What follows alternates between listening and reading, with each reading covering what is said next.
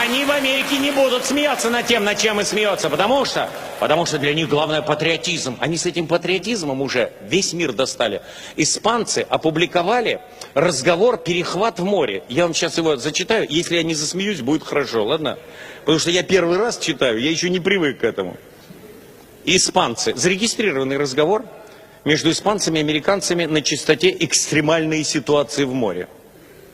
Испанцы. Говорит А-853, пожалуйста, поверните на 15 градусов на юг во избежание столкновения с нами. Вы движетесь прямо на нас. Расстояние всего 25 морских миль. Американцы. С вами говорит капитан корабля Соединенных Штатов Америки.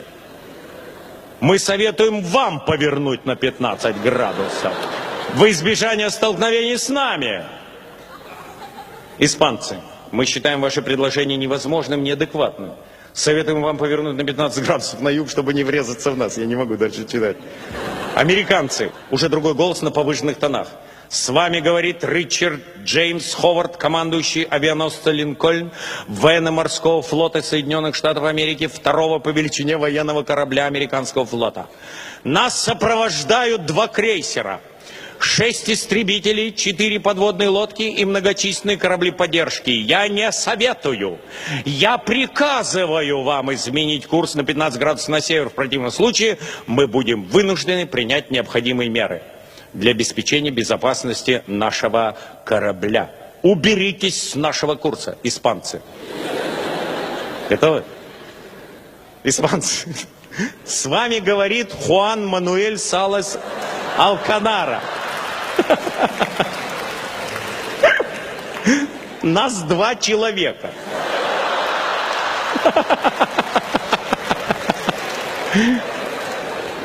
Нас сопровождает пес, ужин, 2 бутылки пива. Нас поддерживает 1 канарейка, которая сейчас спит. Я не могу продолжать. Мы не собираемся никуда сворачивать, учитывая, что мы находимся на суше и являемся маяком.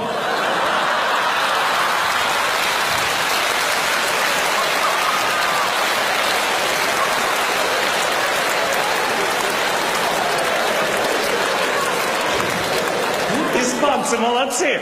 Дальше. Испанцы, замечательные ребята. Мы не имеем ни малейшего понятия, какое место по величине мы занимаем среди испанских маяков. Вы можете принять все свои факинговые меры для вашей безопасности, но если вы не свернете, ваш факинговый Линкольн разобьется о наши скалы.